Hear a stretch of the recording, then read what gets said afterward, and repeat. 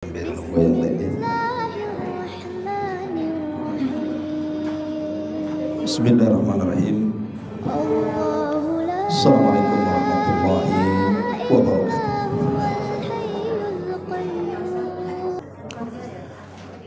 Bismillah wassalatu wassalamu ala rasulillah wa ala alihi wa sahbihi wa mawalah wa la hawla wa la quwwata illa billahi wa ba'du. Alhamdulillah, di pagi menjelang siang ini kita bisa duduk bertolabul ilmi di Saung Sunda Sawargi. Tak lupa salawat dan juga salam kita hadiahkan kepada Rasul kita Nabi besar Muhammad sallallahu alaihi wa alihi wasallam. Hadirin dan hadirat yang dimuliakan Allah Subhanahu wa taala, karena akhir-akhir ini khususnya kita di Batam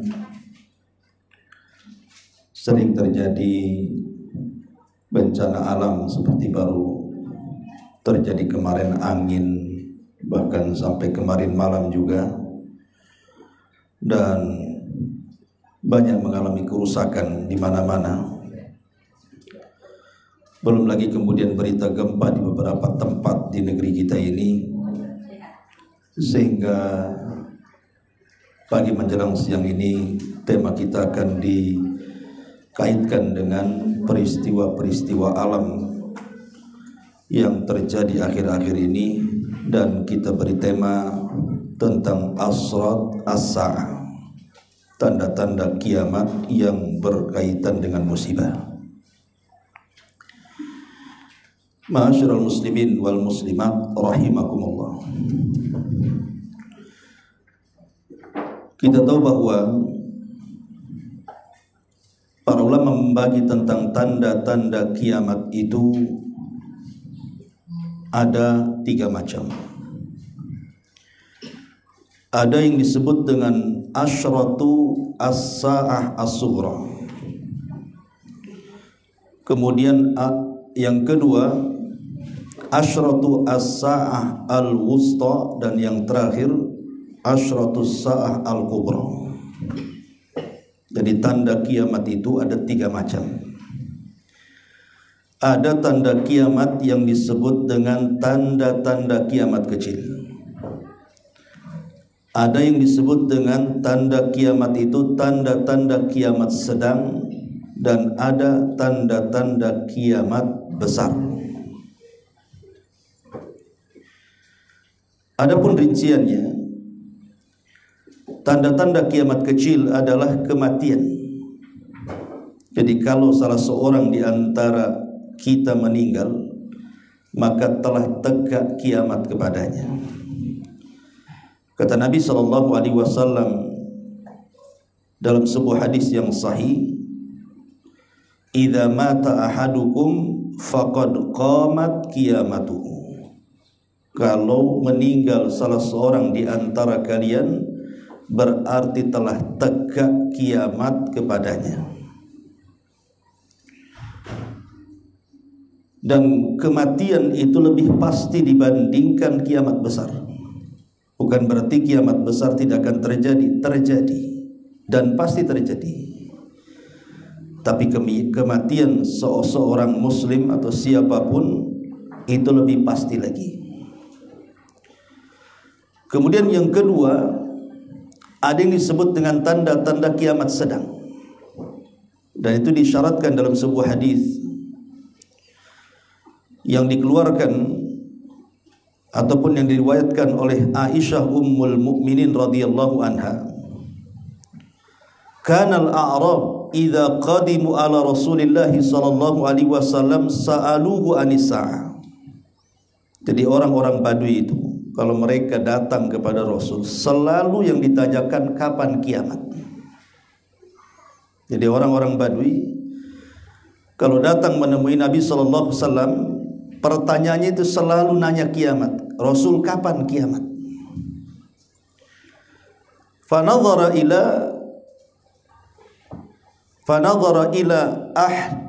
ahdathi insanin minhum. Maka Nabi SAW memandang di antara orang yang datang itu yang paling muda di antara mereka. Faqala, maka Rasul mengatakan, in ya'ish hadha lam yudrikhul haram. In ya'ish hadha lam yudrikhu al haram. Qamat alaikum sa'atukum. Jika anak ini hidup, maksudnya yang paling muda di antara orang-orang yang datang itu, jika anak ini hidup dan masa tua tidak datang kepadanya, maka telah terjadi kiamat kepada kalian. Apa maksudnya di sini? Maksudnya adalah ketika Nabi SAW mengatakan seperti itu isyarat kepada kematian sebuah generasi. Jadi kematian generasi, umpamanya kita punya kakek kita ini ya seumuran kakek kita sudah meninggal semuanya, ganti generasi kita. Kemudian generasi kita meninggal, ganti pula generasi anak-anak kita. Maka setiap tenggelam sebuah generasi, maka itu disebut kiamat sedang namanya. Adapun kiamat besar ma'ruf, apabila telah datang 10 tanda-tandanya, maka disitulah Allah Subhanahu wa ta'ala akan hancurkan alam semesta, maka berlakulah hisab. Itulah kiamat besar. Ma'asyiral muslimin wal muslimat rahimani wa rahimakumullah. Adapun kalau bicara tentang tanda-tanda kiamat kecil, kita fokus kepada tanda-tanda kiamat kecil yang berkaitan dengan musibah. Pembagian tanda-tanda kiamat kecil ini sering saya ulang-ulang. Jadi ada tanda-tanda yang mendahului kiamat dalam kurun waktu yang lama. Artinya sudah terjadi sejak zaman Nabi SAW dan tidak pernah akan terulang. Seperti umpamanya diutusnya Nabi, tidak mungkin ada Nabi lagi. Kematian Nabi, tidak mungkin Nabi dihidupkan lagi. Bulan terbelah dua, tidak mungkin terjadi lagi. Jadi ada tanda-tanda kiamat kecil itu yang kalau sudah berlaku kemudian selesai, maka tidak mungkin terulang lagi. Kemudian yang kedua, ada tanda-tanda kiamat kecil ini, dia berlangsung sejak zaman Nabi sampai hari ini, bahkan sampai kiamat dibangkitkan, dan akan terus berkembang. Seperti menyebarnya perzinahan. Dari zaman Nabi sudah ada orang berzina, sampai hari ini pun banyak orang yang berzina. Dan nanti semakin jauh daripada Rasul, maka perzinahan itu semakin marak. Orang yang tidak amanah sejak zaman Nabi sudah ada, sampai hari ini, bahkan sampai kiamat lebih berkembang lagi. Kemudian yang ketiga, ada tanda-tanda kiamat kecil itu belum berlaku. Boleh jadi berlakunya sebelum terjadi tanda-tanda kiamat besar, seperti menghijaunya negeri Arab dan yang semacamnya, ataupun mungkin rebutan emas di sebuah gunung yang disebut dengan Efrat. Itu kan belum terjadi, dan ini terjadinya sebelum tanda-tanda kiamat besar. Tapi ada tanda-tanda kiamat kecil ini, dia berlaku di selang-seling tanda-tanda kiamat besar. Jadi dia nyelip di tanda-tanda kiamat besar, itulah muncul tanda-tanda kiamat kecil. Seperti hancurnya Ka'bah yang akan dihancurkan oleh seorang laki-laki jahat dari Yaman, namanya dari Habasyah, Ethiopia, namanya Dzu Suwaiqataini. Pemilik betis yang bengkok, Dzu Suwaiqataini itu dari negeri Habasyah. Karena sejak zaman dulu pun yang mau menghancurkan Ka'bah itu kan dari Habasyah, Ethiopia. Di zaman Rasul ada namanya, atau di zaman sebelum lahir Rasul ada namanya Abraha. Tapi tidak berhasil, karena Allah lindungi Ka'bah itu dengan burung ababil. Padahal logika ya, kalau kita berlogika, Abraha itu agamanya Nasrani. Sementara yang melindungi Ka'bah di waktu itu agamanya musyrik. Pertanyaannya, lebih dekat mana Nasrani dengan orang-orang yang menyembah berhala Lata, Uzza, Manat dan Hubal itu? Ya tentu jawabannya lebih dekat orang-orang Nasrani. Karena Nasrani itu ada kitab, ada nabi, sama dengan kita. Tapi orang-orang musyrik itu tidak ada kitab, tidak ada nabi. Tapi kenapa Allah melindungi orang-orang musyrik dan menghancurkan Abraha? Harusnya kan kebalikannya. Jawabannya, karena 50 hari setelah tragedi itu akan lahir seorang nabi. 1,5 bulan setelahnya atau 50 hari lahir nabi. Maka untuk mengamankan wilayah kelahiran Nabi SAW, Allah binasakan Abraha. Tapi nanti di akhir zaman, setelah tidak ada orang yang tawaf lagi, ada mengatakan di masa setelah Isa meninggal. Sekarang Isa belum meninggal karena sudah sedang diangkat ke langit dan berada di langit kedua. Sebagaimana peristiwa Isra Mi'raj, Rasul pernah berjumpa dengan Isa dan kerabatnya Yahya. Tapi nanti di akhir zaman Isa akan turun sebagai satu di antara 10 alamat besar dan akan membawa keadilan, berhukum dengan syariat Islam, kemudian juga berusaha untuk memasukkan orang-orang ahli kitab ke dalam Islam, dan pilihannya dua, masuk atau mati, tidak ada jizyah lagi. Lah Isa sempat haji, dan setelah haji itulah haji terakhir, tidak ada yang tawaf lagi setelah itu. Lah datanglah pasukan dari Ethiopia dipimpin oleh Dzu Suwaikataini, kemudian Ka'bah dihancurkan dan pembendaharaannya diambil. Baru pasukan Dzu Suwaikataini dihancurkan oleh raja yang terakhir dari Raja Himyar Yaman. Kisahnya panjang ya kalau kita ceritakan ya. Tapi yang jelas bahwa tanda-tanda kiamat kecil pembagiannya seperti itu. Ada yang berlaku atau sudah berlaku dan tidak akan kembali. Ada yang sudah berlaku dan terus berlaku dan sedang berlaku. Ada yang belum berlaku sama sekali.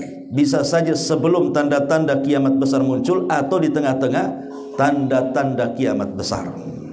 Itulah rinciannya ya. Ma'asyiral muslimin wal muslimat rahimani wa rahimakumullah. Baik, kita akan masuk tanda-tanda musibah yang merupakan tanda-tanda kiamat. Pertama, banyaknya gempa.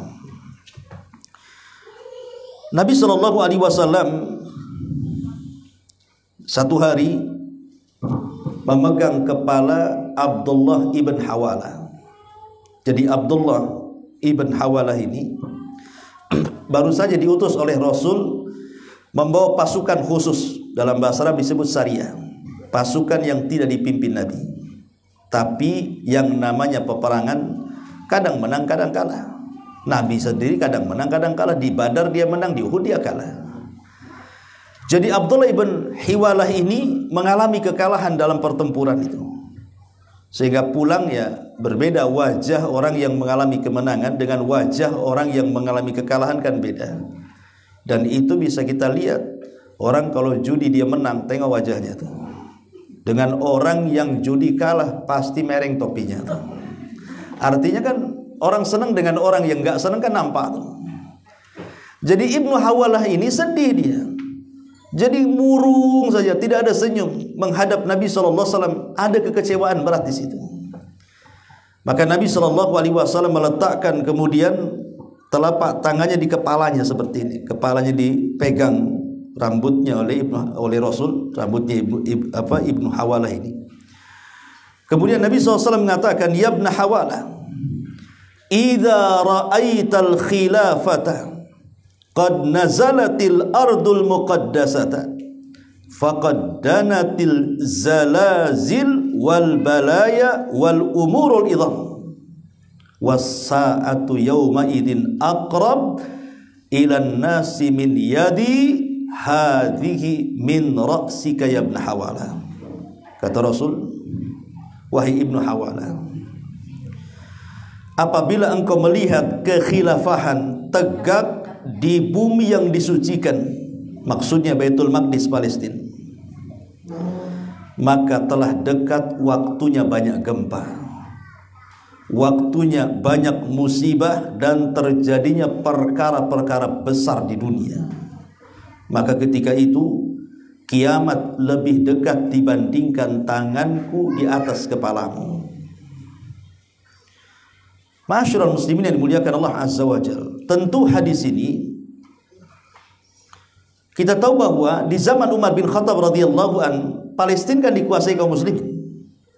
Ketika penyerangan dalam perang Qadisiyah, Umar bin Khattab berhasil menguasai Palestina. Artinya pernah tegak khilafah di situ. Berarti kan sudah berlaku. Walaupun kemudian Palestina lepas lagi ke tangan-tangan Nasrani, kemudian direbut lagi oleh kaum muslimin di zaman Abi Ayyub al-Ansari, Salahuddin al-Ayyubi afan. Kemudian belakangan hari ini justru yang menguasai adalah Yahudi. Tentu karena campur tangan Inggris dan sekutunya. Tetapi hadis ini menunjukkan bahwa di antara tanda-tanda kiamat adalah banyaknya gempa. Dan Nabi SAW juga mengatakan, la taqumus sa'ah hatta tukthiraz zalazil, kata Rasul. Tidak mungkin tegak hari kiamat sampai terjadi gempa di mana-mana. Dan kita bisa saksikan di negeri kita kan. Mulai dahulu gempa Aceh sampai 7 skala Richter, kemudian di atas itu sampai terjadi tsunami. Kemudian di Lombok sampai terjadi gempa bumi yang meratakan satu kabupaten. Kemudian di Jogja. Kemudian sampai hari ini diramalkan Jawa akan tenggelam. Macam-macam. Ya. Kemarin juga sempat ada berita hoax kan di Batam itu, bahwa akan terjadi tsunami kan. Tapi bukan karena gempa, karena angin katanya. Rupanya sudah sibuk sana sini, mikir nih, bukit di Batam diratakan semua. Mau lari ke atas tuh kemana? Ke hotel lah sana yang paling tinggi itu. Atau paling selamat ya ke Jabal Uhud lah. Itu paling tinggi itu. Datang ke Jabal Uhud kalau ingin selamatkan itu. Itu paling tinggi karena tsunami cari tempat yang tinggi. Alhamdulillah rupanya beritanya hoax. Tetapi di sini kita lihat, okelah berita hoax. Bukan berarti kemudian nggak mungkin Batam gempa. Kata siapa? Oh, yang menggempakan loh, bukan lempengan. Yang menggempakan itu Allah Subhanahu wa ta'ala. Allah itu kalau mau gempakan sebentar saja, karena bumi itu kan tentaranya.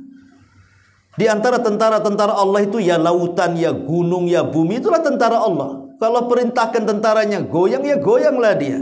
Walaupun tidak mesti harus lempengannya harus goyang dulu. Jadi inilah yang harus dipahami. Jangan merasa aman dari makar Allah Subhanahu wa ta'ala. Ini yang pertama. Jadi di antara musibah yang merupakan tanda-tanda kiamat adalah banyaknya gempa. Satu. Yang kedua, di antara tanda-tanda kiamat juga banyaknya orang-orang yang ditenggelamkan ke dalam bumi. Bahkan sebagian mereka dirubah hati-hatinya, bukan lagi manusia tapi menjadi hati-hati binatang. Tidak punya rahmat kasih sayang sama sekali. Dan ini musibah. Disebutkan dalam hadis Aisyah radhiyallahu anha, Nabi SAW mengatakan, yakunu fi akhiril ummati khasfun wa maskhun wa qadhfun. Qalat, qultu ya Rasulullah, anuhliku wa fina salihun? Qala na'am idza dhahara al-hubsu. Kata Nabi SAW dalam hadis Aisyah radhiyallahu anha, nanti akan terjadi sesuatu di akhir zaman. Pertama, khasfun. Khasfun itu kalau diarahkan ke langit artinya gerhana. Makanya ada istilah solat khusuf. Tapi kalau diarahkan ke bumi, khasfun itu artinya gempa. Terjadi gempa, lini, tanah bergerak atau apalah namanya, itu disebut khasfun. Tapi kalau ke langitnya maksudnya gempa. Ada solat khusuf pakai kaf, ada solat khusuf pakai kha, khasfun. Dan dua-duanya adalah musibah. Ketika terjadi gerhana umumnya, saya pantau ya 10 tahun ke belakang ini, kalau malamnya terjadi gerhana atau siangnya terjadi gerhana, tunggu saja. Tidak sampai 1 bulan ada saja bencana. Saya pun heran. Kalau ada gerhana malam nih, tunggu, jangan sampai 1 bulan. Nanti kita dengar berita macam-macam itu. Ada gempa, ada banjir, ada angin, macam-macam itu. Jadi betullah kalau kata Nabi SAW ketika sebagian para sahabat menyangka bahwa gerhana matahari total di zaman Rasul itu karena kematian Ibrahim putra Nabi. Kemudian Nabi meluruskan akidahnya orang-orang musyrik bahwa gerhana itu bukan karena kematian atau hidupnya seseorang, tetapi Allah sengaja menggerhanakan itu liyukhawwifu ibadah, untuk menakut-nakuti hambanya. Sebagaimana Allah juga mengatakan, wa manursilu bil ayati illa takhwifa. Kami tidak mengutus tanda-tanda kami itu kecuali untuk menakut-nakuti. Boleh jadi mungkin hamba yang ditakut-takuti itu tak takut dia. Jadi Allah kirim gerhana loh untuk sinyal ditakut-takuti, tapi yang ditakut-takuti tak takut tuh masalahnya. Malah selfie pula dengan gerhana, coba kan. Ada gerhana apa gitu ya kan? Itu sampai betul-betul dijadikan tempat rekreasi itu. Alhamdulillah kan itu. Allah sedang nakut-nakuti, makanya Rasul saking takutnya nyuruh kita sholat, nyuruh kita zikir, nyuruh kita sedekah. Saking takutnya Rasul, disangka kiamat. Ya. Maka kalau ada terjadi gerhana, tanamkan perasaan takut, karena Rasul aja menyangka itu mau kiamat itu. Tapi kalau khosfun diarahkan ke bumi, artinya az-zalazil, ya, gempa di mana-mana. Ini yang pertama. Yang kedua, wa qadhfun. Wa qadhfun. Qadhfun itu artinya hujan batu. Ah, masa ada hujan batu? Hujan air lah Ustaz, masa batu? Bisa saja hujan kan sesuatu yang jatuh dari langit. Bisa saja batu itu dibawa oleh angin, seperti kemarin angin tuh. Saya kemarin tuh ada hujan kencang dibawa angin, batu bisa kemana-mana tuh.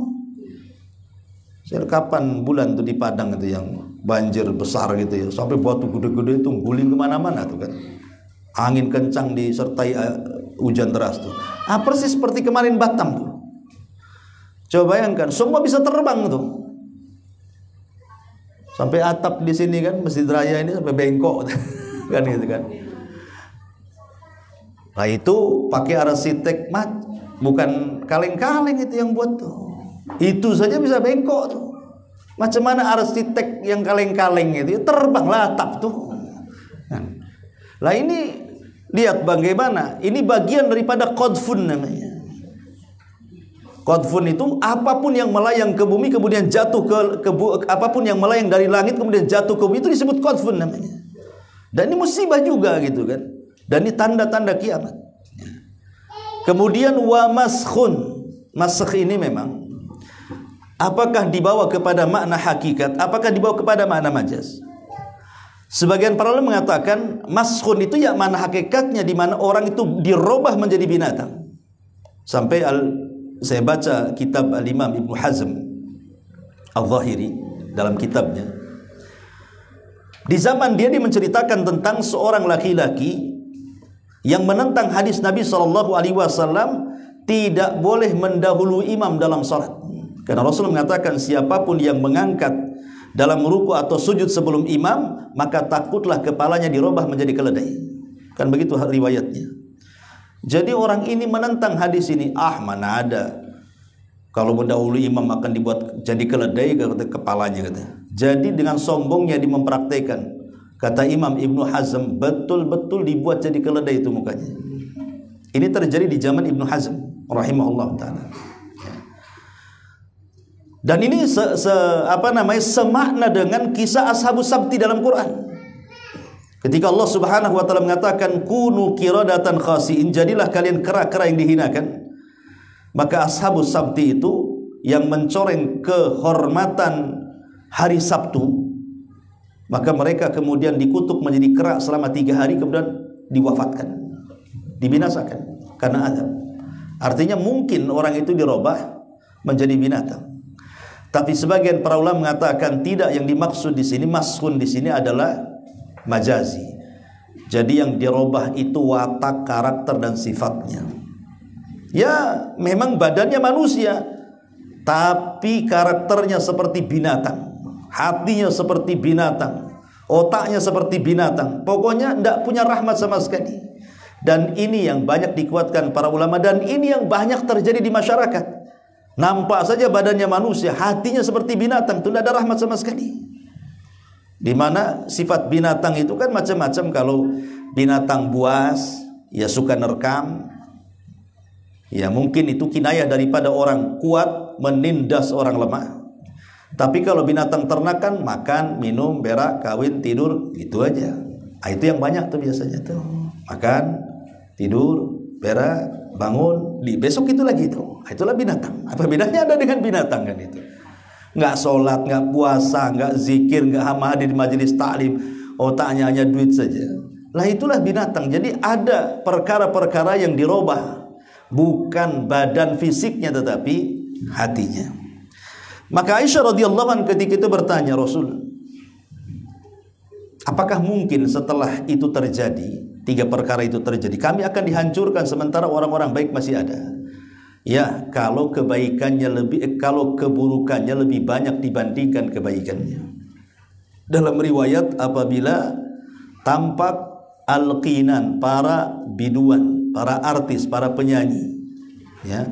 Kemudian wasyuribatil khamru, dan khamar sudah diminum. Jadi kalau sudah banyak penyanyi, khamar diminum, perzinahan merebak di mana-mana, akan terjadi tiga masalah ini. Dan tiga-tiganya sudah ada. Zina sudah ada, khamar sudah banyak dikonsumsi, penyanyi di mana-mana. Celakanya dari kecil sudah diajari nyanyi. Belum lahir di bayi itu sudah diajari nyanyi sama ibunya tuh. Didangduti itu bayi usia 4 bulan dalam perut itu, supaya kalau brojol itu langsung joget. Repot kayak gini. Padahal kita tahu bahwa ulama mengatakan, ketika Allah Subhanahu wa taala mengatakan wallahu akhrajakum min butuni ummahatikum la ta'lamuna syai'a wa ja'ala lakumus sam'a. Allah yang telah mengeluarkan dari perut ibu kalian itu dalam kondisi tidak tahu menahu, dan Allah jadikan pendengaran. Allah dahulukan pendengaran, baru kemudian penglihatan, baru kemudian hati. Ulama tafsir mengatakan karena bayi dalam janin itu sudah mendengar. Jadi bayi itu kalau sudah ditiupkan ruh 4 bulan, dia sudah mendengar. Walaupun terjadi khilaf tentang peniupan ruh itu, apakah 40 hari pertama, karena ada hadis yang dikeluarkan Imam Bukhari, ataukah yang dimaksud 30-40 artinya 120 hari. Walaupun jumhur mengatakan bahwa ditiupkan ruh itu 120 hari alias 4 bulan, artinya itu sudah ada ruhnya, sudah bisa mendengar tuh. Makanya ibu-ibu yang hamil di atas 4 bulan hati-hati kalau ngomong. Ya, jadi kalau ibu ini hobinya ngerumpi, gibah dengan kawannya, itu brojol anaknya ngikutin gibah tuh nanti. Karena ngikutin orang tuanya kan. Tapi kalau orang tuanya suka baca Quran terus pagi, siang, sore, malam, pagi sampai brojol, itu separuh Quran sudah ada di otak anak itu. Tinggal separuhnya aja tuh. Ya, jangan salah. Makanya dalam ilmu parenting yang disebutkan para ulama, kalau ingin mencetak anak-anak hafid Quran dan mungkin hafalannya, maka cetaklah ketika anak itu dalam bayi. Cetak bu ketika ibu dalam, bukan cetakan bata. Cetak itu maksudnya ibunya suruh baca Quran terus-terusan. Taib. Jadi ini diantara alamat yang kedua. Alamat yang ketiga, angin yang menghancurkan. Kayak kemarin, ya, beberapa hari kemarin Batam diterjang angin yang luar biasa. Sampai Saung Sunda Sawargi saja katanya, saya tidak tahu di ruangan mana katanya, ada yang pelapunnya roboh ya. Oh di ruko, bukan di sini. Alhamdulillah. Di sini aman, jadi kita aman. Tidak takut ngaji di sini kan. Jadi sampai ya Jabal Uhud pun sama juga, kena juga tuh, terbang atapnya itu. Yang anehnya separuh ketemu separuh enggak. Kemana tuh atap tuh? Mungkin ke hutan enggak ya? Itu kejadiannya maghrib, subhanallah. Tapi ini tanda-tanda kiamat, tanda-tanda kiamat. Ya. Disebutkan, cuman masalahnya ikhwatu fillah muliakan Allah Subhanahu wa taala, bicara sedikit angin. Di dalam surah Az-Zariyat ayat 41-42, Allah Subhanahu wa taala berfirman ketika menghikayatkan tentang kisah kaum Ad. Wa fi adin id arsalna alaihim rihal aqim ma tadhara min syai'in atat alaihi illa ja'alathu karramin falamma ra'awhu aridan mustaqbila awdiyatihim qalu hadha aridun mumtiruna bal huwa masta'jaltum bih rihun fiha adzabun alim tudammiru kulla syai'in bi amri rabbiha fa asbahu la yura illa masakinuhum kadzalika najzil qaumal mujrimin. Nabi sallallahu Allah Subhanahu wa taala berfirman, dan juga pada kisah kaum Ad ketika kami kirimkan kepada mereka angin yang membinasakan. Asal angin itu sebenarnya rahmat, ikhwan. Tetapi ada angin-angin yang membinasakan. Angin rahmat contohnya angin di pagi hari itu angin rahmat yang disebut dengan angin soba. Kata Nabi SAW, nusirtu bis soba wa uhlikatil adu biddabur. Kami ditolong dengan angin soba. Angin soba itu angin pagi dari ba'da subuh sampai terbit matahari. Itu angin soba namanya. Kalau ada angin itu angin soba tuh. Aku ditolong dengan angin soba, kata Rasul. Tapi kaum Ad dihancurkan dengan angin sore. Lah angin soba ini bermanfaat rahmat. Makanya kata Imam Ibnul Qayyim rahimahullahu ta'ala, dianjurkan kalau memang cuaca bagus gitu ya, tidak hujan, cuacanya ya memang bagus, buka tuh pintu jendela biar masuk angin ke dalam rumah tuh. Itu angin berkah. Makanya kenapa Imam Ibnul Qayyim mengatakan siapa yang tidur atau membiasakan tidur setelah subuh, maka akan dijauhkan keberkahan dalam kehidupannya. Karena Rasul mengatakan, Allahumma barik li ummati fi bukuriha. Ya Allah, berkahi umatku di waktu paginya. Tapi ada angin itu yang mencelakakan. Contohnya di kisah kaum Ad. Jadi ketika kaum Ad itu diutus kepada mereka, Nabiullah Hud alaihi salam diajak kepada tauhid, mereka menentang. Akhirnya diazab oleh Allah dengan kekeringan bertahun-tahun, tidak turun hujan. Sekali Allah kirimkan angin, membawa awan hitam, disangkanya akan hujan. Ceritanya itu. Tahu-tahu kemudian ketika semua orang kepanasan dalam rumah, mereka melihat ada awan hitam, semua keluar menuju awan hitam itu. Mereka tidak tahu di balik awan hitam itu ada angin yang akan menyerap mereka dari bawah dan diterbangkan ke langit. Betul, ketika sudah berkumpul di bawah awan, tiba-tiba datang petir, datang angin, semua orang yang di bawah itu diangkat. Dan itu 7 hari 8 malam di atas itu. Ya. 7 malam 8 hari, sab'ata layalin wa thamaniyata ayyamin khusuma. Jadi sampai 7 malam 8 hari di atas loh ya, diputar-putar angin gak turun-turun. Ini kaum Ad ini kan ngeri, ikhwatu fiddin, coba gak turun-turun di atas selama sepekan, coba diputar sampai mati di atas, kemudian habis itu dihempas lagi sampai Allah mengatakan ka'ajazin nakhli, seperti tunggul kurma yang dilempar dari ketinggian menancap di bumi itu. Itu azabnya kaum Ad tuh. Makanya di sini Allah mengatakan, dan juga pada kisah Ad ketika kami kirimkan kepada mereka angin yang membinasakan. Angin itu tidak membiarkan satu pun yang dilaluinya, melainkan dijadikannya seperti serbuk. Maka tatkala mereka melihat azab itu berupa awan yang menuju kepada lembah-lembah mereka, berkatalah mereka, inilah awan yang akan menurunkan hujan kepada kami. Allah mengatakan bukan, bahkan itulah azab yang kamu minta sebelumnya untuk datang segera.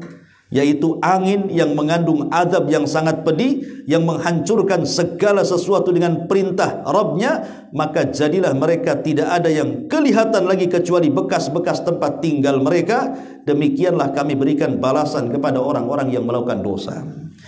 Jadi angin ini terkadang menjadi azab. Makanya kenapa kalau ada angin kencang, di situ ada adab-adab yang harus dipahami. Apalagi angin itu disertai dengan hujan.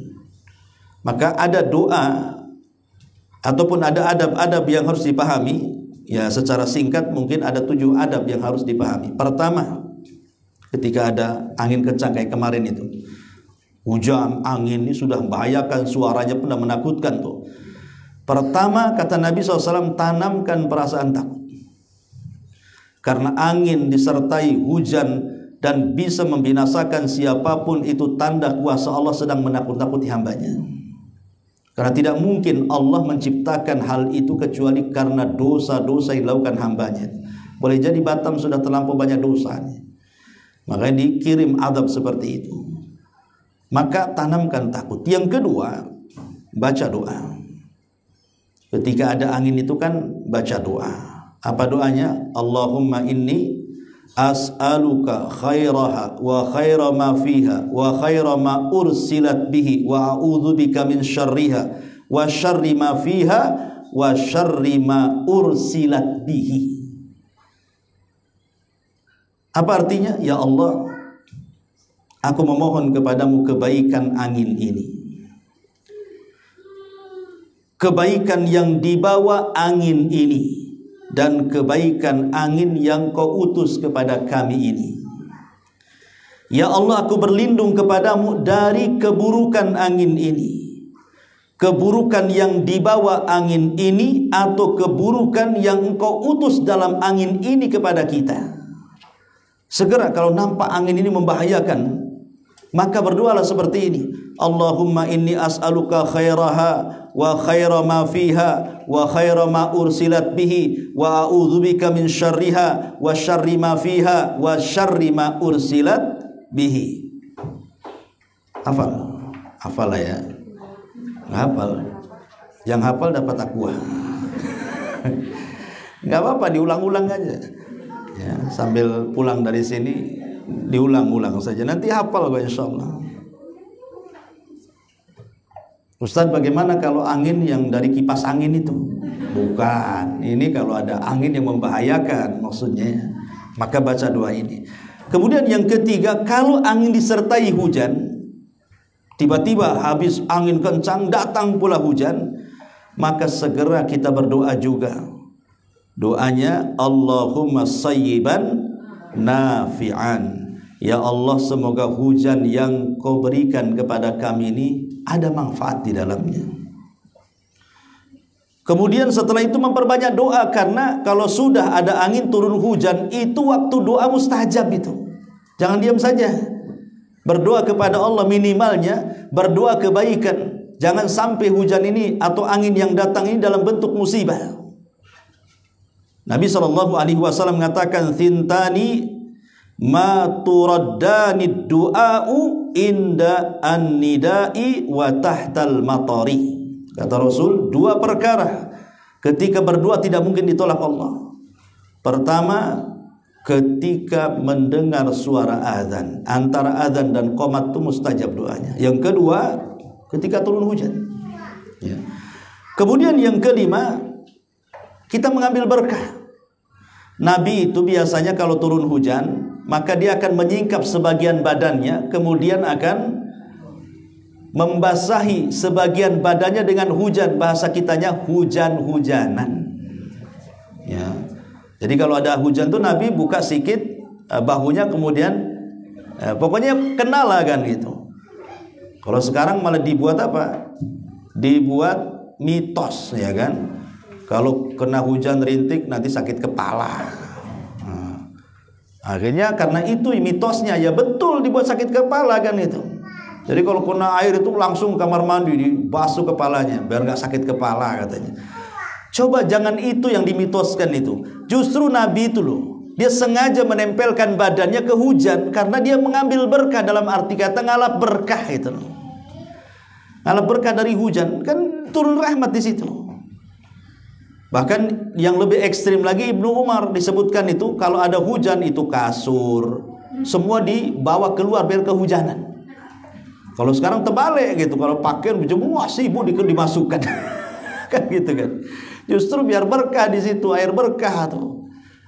Jadi ini salah satu contoh bagaimana hujan itu juga terdapat berkah. Kemudian yang keenam, membaca doa kalau memang disertai petir nih, angin deras, angin kencang, hujan deras, kok udah petir pula berkilat-kilat di situ, maka berdoalah dengan doa yang diajarkan Rasul, subhanalladzi yusabbihur ra'du bihamdihi wal malaikatu min khifati. Maha suci zat petir itu bertasbih dengan memujimu, demikian pula para malaikat karena takut kepada Allah Subhanahu wa taala. Dan tentunya yang terakhir, yang ketujuh, ini kalau terjadi dua-duanya membahayakan. Angin membahayakan, hujan juga membahayakan, petir juga membahayakan. Maka kalau melihat tanda-tanda seperti ini, maka doanya lain lagi. Nabi SAW mengatakan, Allahumma hawalaina wala alaina, Allahumma alal akam wal jibal wad dirab wa butunil audiyati wa manabitis syajari. Apa artinya? Ya Allah, turunkanlah hujan di sekitar kami bukan untuk membahayakan kami. Turunkan hujan saja di sekitar kami, tapi jangan membahayakan. Kalau memang harus membahayakan, maka lemparlah hujan itu ke daratan-daratan tinggi, gunung-gunung, bukit-bukit, lembah-lembah, ataupun tempat tumbuh-tumbuh tanaman. Kalaupun umpamanya deras angin, pindahkanlah ke tempat lain. Ya. Itulah cara pawang hujan syar'i namanya. Untuk mindahin hujan, baca doa kayak gini. Daripada pawang hujan ngetok-ngetok gak jelas itu, bawa ulek-ulekan tong katanya. Tetap aja kalau turun hujan ya hujan. Tidak ada yang tahu ya hujan itu turun. Sampai ke pawang itu sedang acting saja dia. Dia sedang ngibuli orang ya. Karena hujan itu perkara gaib, urusan Allah Subhanahu wa taala. Ini yang ketiga ya, dari tanda-tanda kiamat adalah angin kencang yang bisa membahayakan. Yang keempat, banyaknya kekacauan di mana-mana. Tentu kekacauan di mana-mana itu, kekacauan itu kan ada sumbernya ya. Bisa saja karena kejahilan, bisa saja karena akalnya hilang, minum khamr gitu ya, atau apalah namanya kekacauan itu kan umumnya karena kejahilan biasanya. Terjadinya syirik ya karena jahil, terjadinya bid'ah ya karena jahil, terjadinya orang maksiat ya karena jahil, terjadinya pertengkaran, pembunuhan ya gara-gara akalnya hilang, entah khamr, entah narkoba, entah apa kan itu. Maka Nabi SAW mengatakan, inna min asyratis sa'ati an yurfa al-ilmu. Dari tanda-tanda kiamat adalah diangkatnya ilmu pengetahuan. Bagaimana cara diangkatnya ilmu? Ulama mengatakan maksudnya biqabdil ulama, dengan diwafatkannya para ulama. Kalau ulama sudah wafat, biasanya penerusnya tidak lebih cerdas dibandingkan sebelumnya. Lain kalau ahli dunia sebelumnya biasanya lebih kaya dibandingkan sesudahnya. Makanya kenapa Rasul sampai mengatakan mautul alim musibatun la tujbar. Kematian seorang alim itu musibah yang tidak tergantikan. Maka hari ini kita lihat siapa yang mampu menggantikan Imam Syafi'i? Tidak ada. Siapa yang mampu menggantikan Imam Ahmad, Abu Hanifah, Imam Malik, dan imam-imam madhab lainnya? Atau mungkin ulama-ulama kontemporer seperti Syekh Utsaimin, siapa yang bisa menggantikan beliau? Enggak ada ya. Jadi ulama-ulama setelahnya itu tidak lebih cerdas daripada sebelumnya. Makanya dikatakan musibah yang tidak bisa digantikan. Tapi kalau orang kaya, pejabat, presiden, terkadang boleh jadi mungkin wakilnya yang naik menjadi ketuanya atau menjadi presidennya, boleh jadi mungkin itu lebih cerdas, atau orang kaya sebelumnya lebih kaya dibandingkan sesudahnya, dan begitu seterusnya. Kalau urusan dunia itu makin kesini makin hebat kan itu, tapi kalau urusan akhirat makin kesini makin jahil. Nah, inilah kekacauan ketika diangkatnya ilmu, pasti kacau. Ya. Karena ketika ilmu diangkat itu wa yakthurul jahlu, pasti kejahilan merata tuh. Dan kalau sudah kejahilan merata wa yakthuruz zina, maka zina akan terjadi di mana-mana. Kemudian kalau sudah zina wa yakthurus syurbul khamri, banyaknya orang yang minum khamar. Wa yakil ar-rijal wa yakthurun nisa, sedikitnya jumlah laki-laki, banyaknya jumlah perempuan. Artinya karena banyaknya peperangan. Ada Ustadz Kondang dulu itu salah memahami kalimat wa yakillur rijal wa yakthurun nisa hatta yakuna li khamsina imra'atul qayyim imra'atan al-qayyimul wahid, sampai nanti di akhir zaman 50 wanita dipimpin oleh satu laki-laki. Ustadz ini ngomong, jadi boleh poligami itu menikahi 50 perempuan katanya. Karena nanti di akhir zaman, nanti jumlah perempuan 50 bisa bandingannya dengan satu laki-laki. Dipahami bahwa satu laki-laki boleh menikahi 50 perempuan. Ini kan konyol nih. Ya, Nabi SAW sudah jelas bahwa umatnya hanya diberikan jatah 4 orang saja. Di zaman Rasul ada seorang sahabat, istrinya 10. Maka Rasul mengatakan tetapkan yang 4, ceraikan yang 6, kata Rasul. Ya, jauh sekali. Nafkahi satu orang aja megap-megap, mau 50 orang. Apa nggak mati berdiri itu? Ya. Jadi kalau mentafsirkan itu lihat tafsir ulama. Jangan tafsir yang keluar dari akal dia. Cocok logi namanya. Ya. Intinya bahwa kalimat sedikitnya laki-laki dan banyaknya perempuan itu menunjukkan inilah kekacauannya karena banyak peperangan. Ya. Baik perang orang kafir dengan orang kafir, orang muslim dengan orang muslim dengan orang kafir, itu sudah terjadi di belahan-belahan dunia ini. Sampai hari ini saja perang Rusia, perang Palestina, belum lagi negara Yaman dan begitu seterusnya, kan perang, ada yang perang saudara, ada yang jelas musuhnya, ada yang tidak jelas musuhnya, dan itu tanda-tanda kekacauan tuh. Karena betul kalau Hudzaifah ibnul Yaman ketika ditanya oleh Umar bin Khattab radhiyallahu an, ketika bertanya fitnah yang tidak mungkin dihentikan sampai kiamat dibangkitkan, karena fitnah ini seperti gelombang yang sangat besar. Maka Hudzaifah mengatakan, fitnah itu tidak akan terjadi wahai Amirul Mukminin selama pintunya tidak pecah, katanya. Kata Umar, apa yang dimaksud pintu tidak pecah itu? Kemudian Hudzaifah mengatakan, engkaulah pintunya. Selama engkau hidup aman, tapi kalau kau sudah mati nggak akan aman lagi. Betul, ketika Umar meninggal justru terjadi pembunuhan kepada siapa? Utsman. Utsman dibunuh. Yang bunuh bukan orang kafir, orang Khawarij, orang Islam, atas nama Quran. Jadi yang membunuh Utsman itu loh, di lehernya dikalungkan Quran. Kemudian dia mengatakan inna hadza, maksudnya inna hadza itu sesungguhnya ini Quran. Ya, amara bihadza, memerintahkan dengan Quran. Anaktula bihadza, untuk membunuh karena Quran. Coba bayangkan. Jadi mereka ketika membunuh Utsman ngomong begitu. Sesungguhnya ini Quran memerintahkan untuk membunuh Utsman dengan cara yang disesuaikan dengan Quran. Nauzubillah. Ya.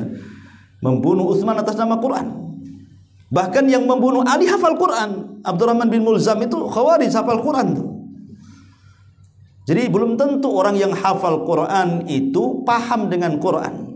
Hajjaj bin Yusuf itu hafal Quran, suka dengan orang yang cinta dengan Quran. Bahkan karena dia jenderal dan khalifah, dia banyak menyumbang pondok-pondok pesantren tahfidz Quran kalau zaman sekarang. Tapi di tangan dia ribuan dari sahabat tabi'in dibantai coba dengan tangan dingin dia. Padahal dia hafal Quran. Hajjaj bin Yusuf itu Ats-Tsaqafi. Ya. Ma'asyiral muslimin wal muslimat rahimani wa rahimakumullah. Maka ini yang keempat, banyaknya kekacauan dan ini musibah. Dan ini tanda dari tanda-tanda akhir zaman, tanda-tanda kiamat. Kemudian yang kelima, keluarnya para dajjal kecil. Maksudnya dajjal kecil di sini adalah orang-orang yang mengaku nabi. Saya pikir dulu memang ada di zaman, kalau di awal-awal Nabi dakwah periode Mekah nggak ada orang ngaku nabi. Kenapa? Karena Nabi asli saja susahnya untuk memperjuangkan Islam itu luar biasa. Makanya di zaman itu tidak ada yang berani ngaku Nabi kan. Kalau di periode Mekah 13 tahun itu tidak ada. Wah, kalau saya ngaku Nabi habislah kayak Rasulullah.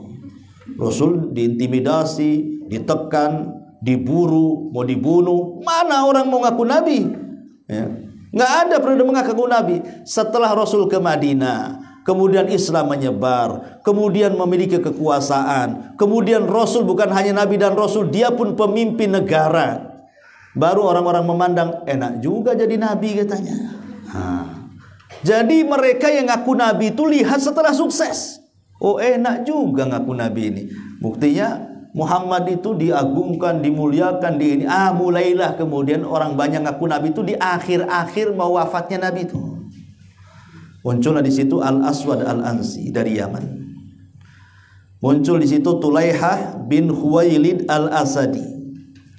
Muncul juga di situ seorang wanita di zaman itu ada juga namanya Sajah bintul Haris. Itu nabi wanita tuh di zaman itu. Kemudian ada juga namanya Musailamah Al-Kadzab. Ini Musailamah Al-Kadzab ini kawin dengan Sajah bintul Haris. Jadi nabi palsu kawin dengan nabi palsu. Satunya perempuan namanya Sajah bintul Haris, yang satunya Musailamah Al-Kadzab. Bayangkan tuh, nabi palsu kawin dengan nabi palsu, berarti kuadrat palsu tuh. Palsu kuadrat kan? Dua-duanya palsu.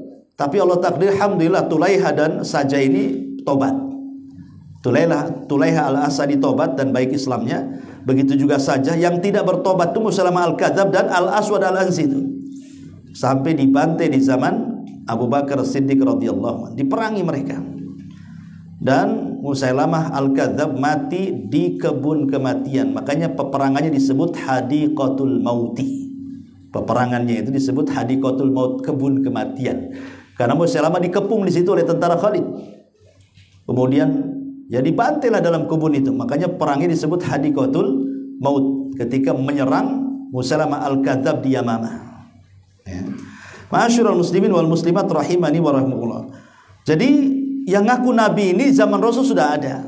Saya pikir yang ngaku Nabi itu orang-orang Arab gitu ya. Enggak juga. Ya. Orang Jawa juga ada yang ngaku Nabi. Orang Sunda ada. Namanya Cecep. Asyhadu anna Cecep Rasulullah katanya. Syahadatnya. Ada dulu namanya siapa namanya itu? Yang ngaku Nabi itu. Musaddiq kan itu. Banyaklah ngaku Nabi Indonesia ini. Betul kata orang Arab itu, likulli sakitin lakit, setiap yang jatuh ada yang mungut, setiap ajaran sesat ada aja pengikutnya. Ndak di alam gaib, enggak dalam nyata, alam gaib pula pengikutnya. Para buzzer dan netizen itu. Jadi pengikut juga mereka. Di alam nyata enggak ada yang ngikuti, di alam gaib diikuti orang. Coba bayangkan. Lah ini hal-hal yang seperti ini kan yang banyak. Nah, sekarang ribut-ribut masalah nasab ya.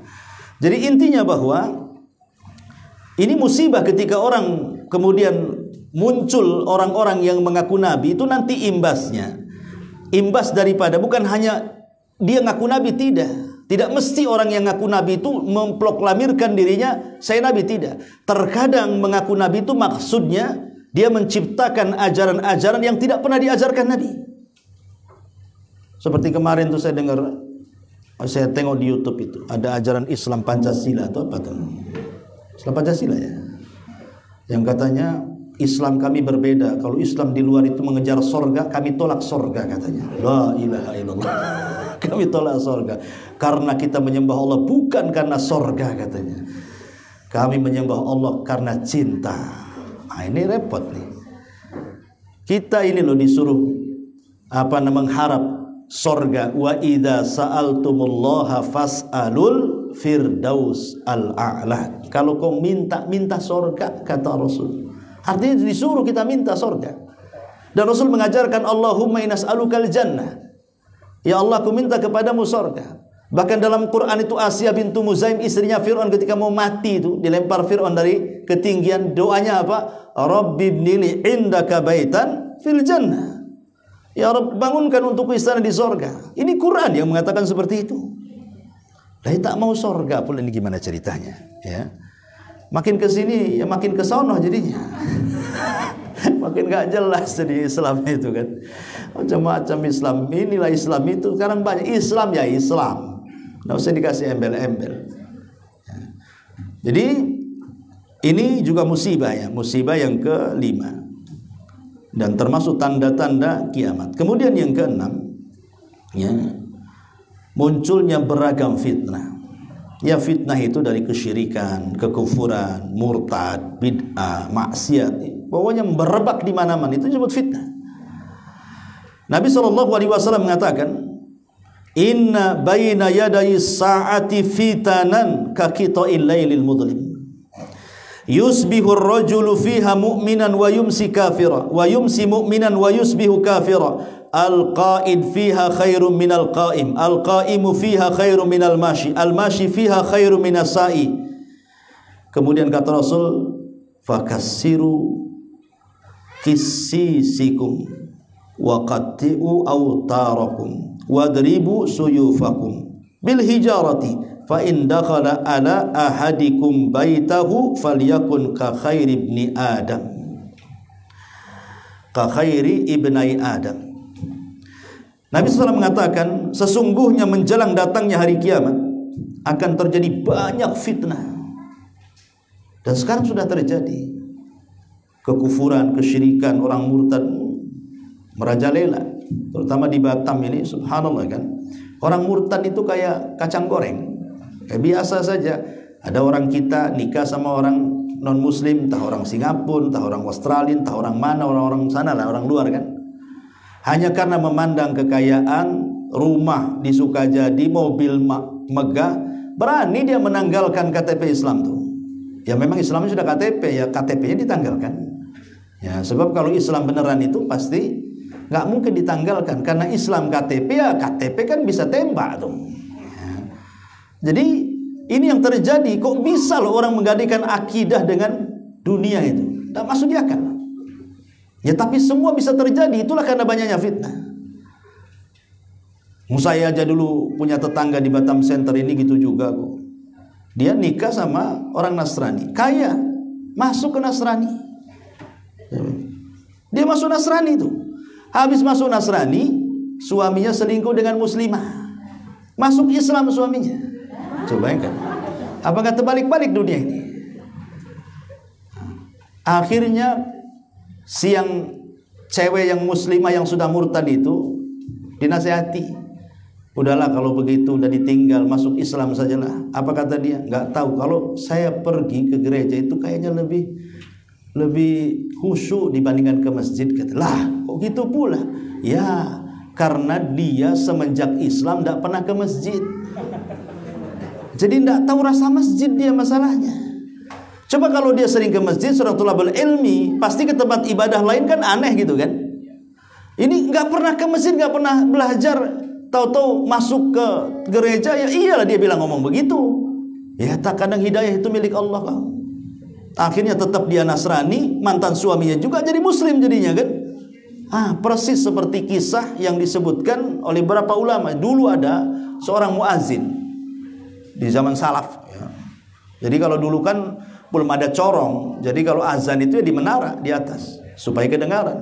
Rupanya dari atas menara nampak di depannya ada gereja ya.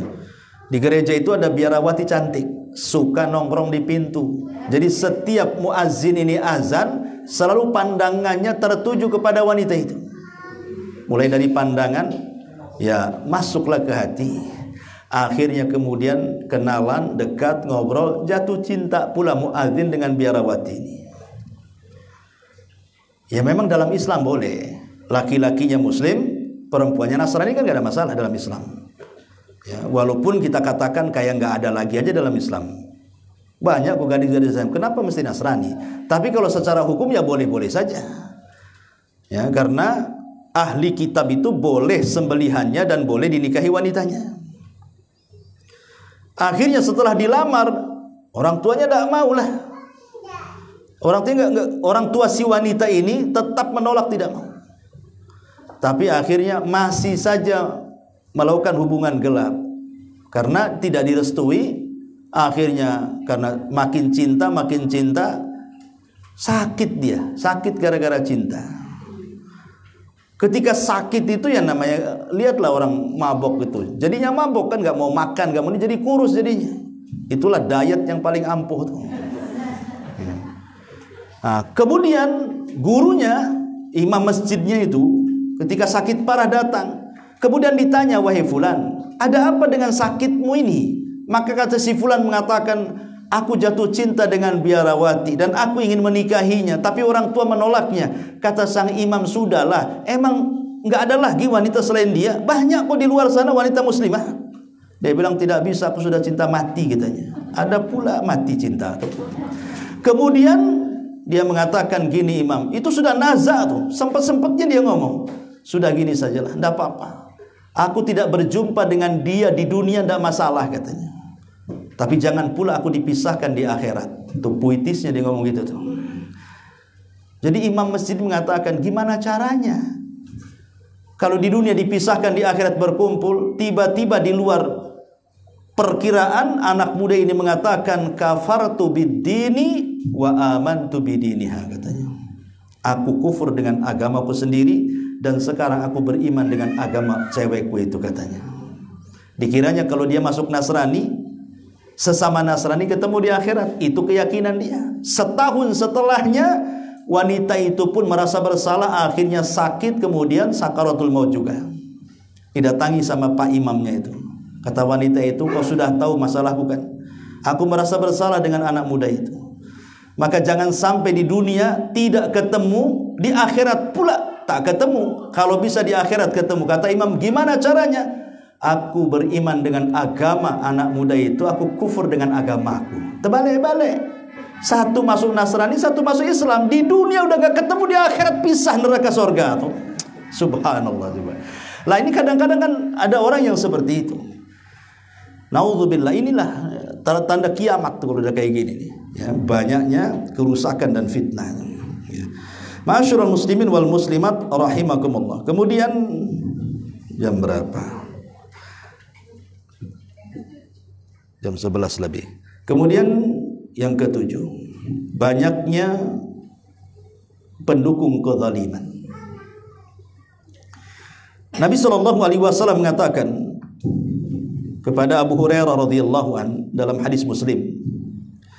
Apa kata Abu Hurairah? Kata Rasul kepada Abu Hurairah, ya Abu Hurairah, in talat bika muddatan aw syakat antara qauman yagduna fi sakhatillah wa yaruhuna fi la'natillah wa fi aidihim mithla adnabil baqari. Kata Rasul, wahai Abu Hurairah, seandainya umurmu panjang, sekiranya engkau pasti akan melihat satu kaum ketika dia pergi di pagi hari dalam kondisi dimurkai Allah dan pulang di sore hari dalam kondisi dilaknat Allah. Pulang dimurkai, berangkat dimurkai, pulang pula dilaknat. Nanti di akhir zaman ada orang kayak gitu. Keluar dari rumah dimurkai, pulang pula dilaknat oleh Allah Subhanahu wa taala. Seperti apa orang yang kayak gini keluar dimurkai, pulang dilaknat itu? Maka Rasul mengatakan, wa fi aidihim mithlu adnabil baqari. Mereka orang-orang yang di tangan-tangan mereka ada semati bagaikan ekor sapi. Dalam hadis yang lain dijelaskan maksudnya apa? Rasul mengatakan, simfani min ahlin nar lam arahuma kaumun ma'ahum siyatun ka'adnabil baqari yadribuna bihan nas.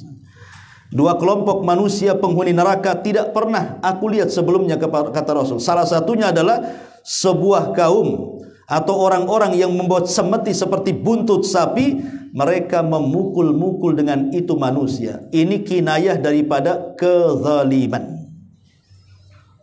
Dan juga orang-orang yang mendukung kezaliman.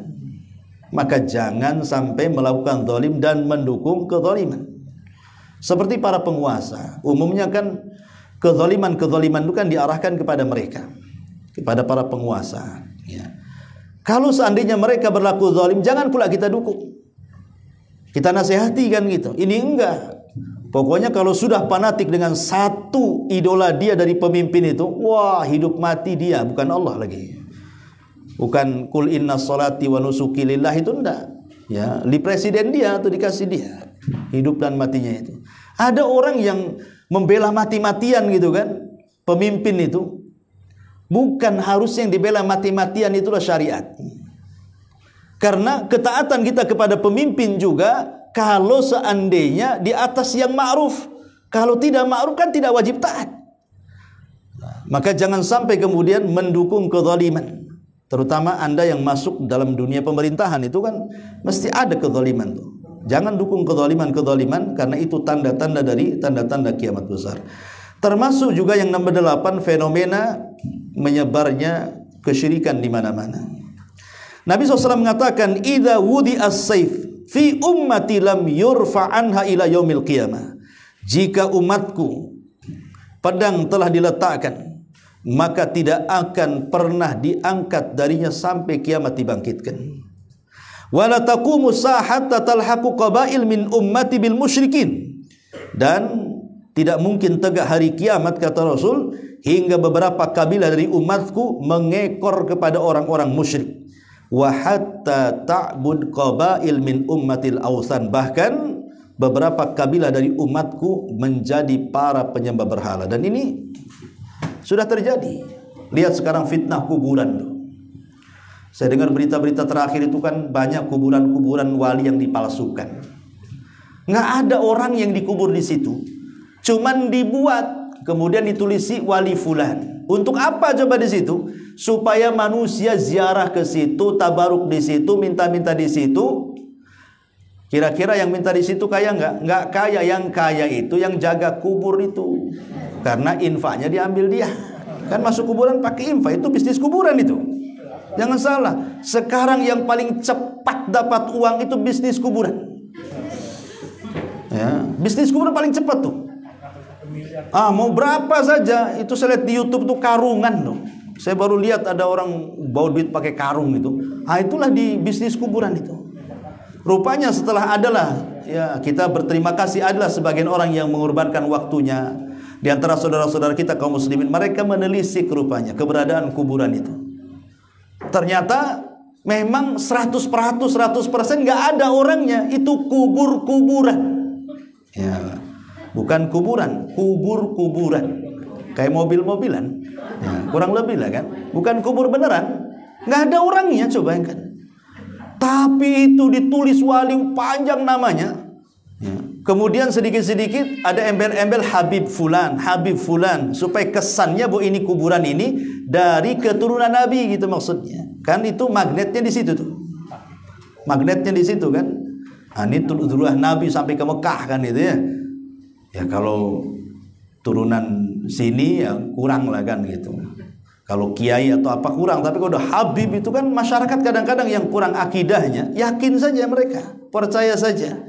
Itu karena doktrin berabad-abad tuh kadang-kadang. Padahal kita juga sesalkan kalau memang seseorang itu mengaku dzurriyyah Nabi. Ngaku dzurriyyah Nabi, harusnya mereka itu yang paling depan membela sunnah. Itu kan kakeknya. Kalau mereka mengaku Rasul itu kakek mereka kan, harusnya mereka yang membela sunnah. Kenapa yang bela sunnah orang-orang yang tidak mengklaim dirinya habaib kan? Harusnya kalau mereka betul-betul keturunan Rasul, kita tantang. Harusnya Anda lah yang memberantas bid'ah, Anda yang memberantas kesyirikan, Anda yang mendekatkan tauhid. Harusnya kan seperti itu. Karena Anda ini turunannya. Lah kita ini umatnya beda, lebih dekat Anda. Tapi kenyataannya tidak juga. Ya, kita tidak menafikan ada juga di antara mereka yang memegang sunnah Nabi kan itu.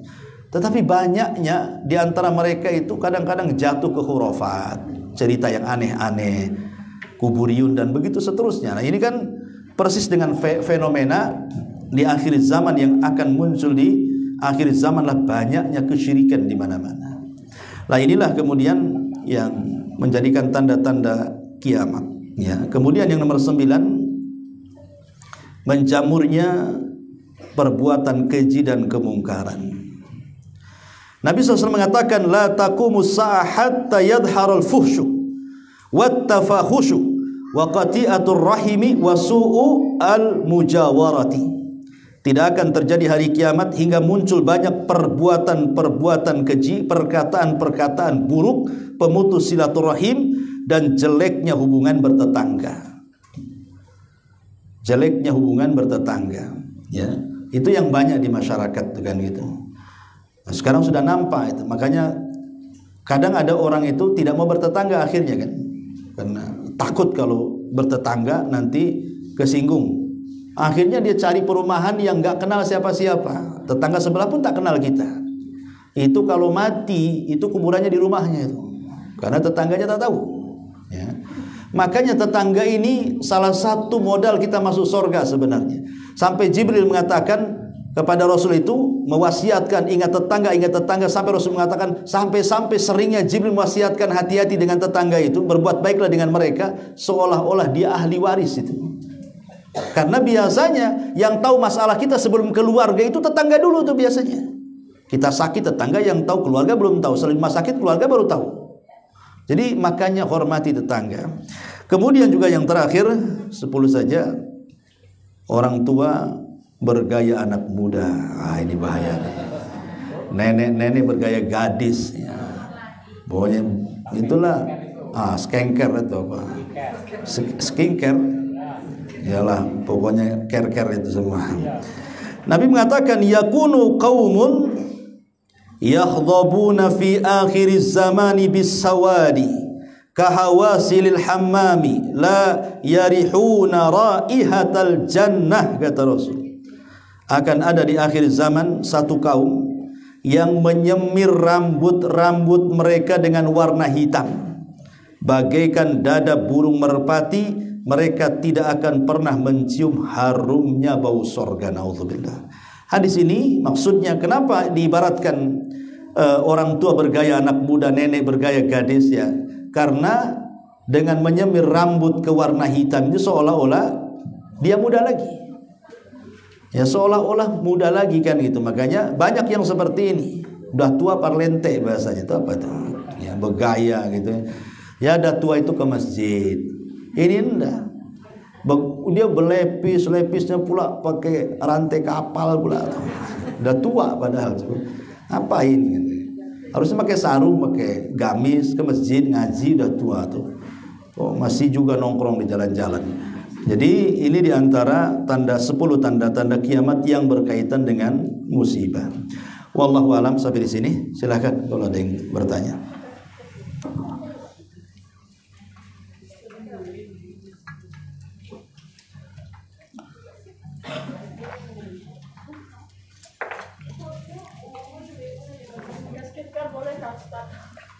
Skincare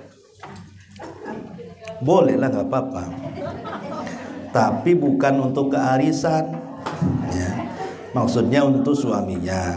Ustaz, saya tak punya suami. Nggak usah, nanti itu sama goda orang namanya. Nah, kalau nggak punya suami, cari suami lah. Karena bagaimanapun nanti ada hadisnya di akhir zaman itu. Tadi hadisnya sinfani min ahli nar kan. Ada 2 kelompok termasuk penduduk neraka di zaman Rasul nggak pernah melihat. Artinya di zaman Rasul nggak ada. Sejahiliyahnya orang jahiliyah nggak ada rupanya. Adanya di zaman sekarang yang kalau dikatakan jahiliyah tak mau. Apa itu? Nisaun kasiyatun ariyatun mumilatun mailatun ru'usuhunna ka'asnimatil buhtil ma'ilah. Rasul mengatakan seperti itu. Wanita pakaian tapi bertelanjang. Loh, kenapa dia berpakaian kok telanjang? Karena ketat, transparan, dan begitu seterusnya. Ya. Kemudian kalau jalan lenggak-lenggok nggak jelas. Kemudian kepalanya, sanggulnya seperti punuk unta. Makanya kalau pakai jilbab, jangan seperti punuk atasnya itu, diuraikan ke bawah. Ya, karena takut masuk dalam hadis ini. Ya. Jadi kaum-kaum seperti ini tidak ada di zaman Rasul. Bahkan di zaman jahiliyah juga nggak ada. Adanya hari ini. Kita bisa melihat lah. Ya, penampilan perempuan seperti laki-laki.